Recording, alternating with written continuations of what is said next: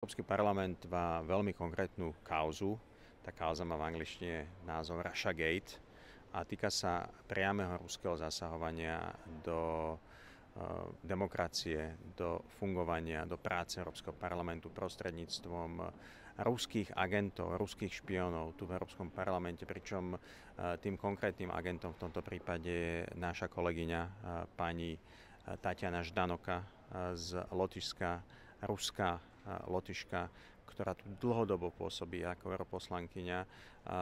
Tá správa o tom, že dlhodobo pôsobí nielen ako europoslankyňa, ale aj je prepojená priamo na ruské tajné služby, ruské informačné zdroje, obletela médiá v celej Európe, aj na Slovensku.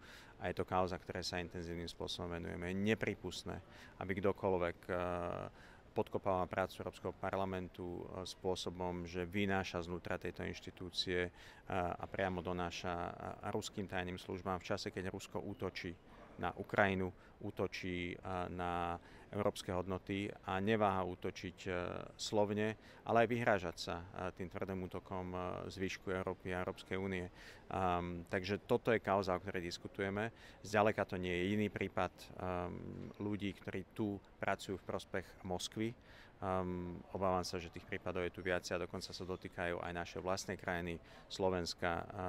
V januári tu odznel absolútne extrémistický prejav poslanca Radačovského, ktorý hovoril o tom, že by zrovnal so zemou celú Európu a hovoril o slovanskej vzájomnosti a podpore Ruska. Toto je absolútne neprípustné. Najmä od človeka, ktorý v roku 2021 bol pozorovať ruské parlamentné voľby na náklady ruskej strany.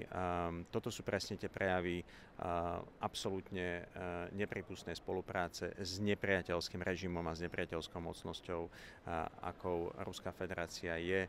Potrebujeme sa tomu postaviť z očí v oči. Európsky parlament má slúžiť občanom Európskej únie.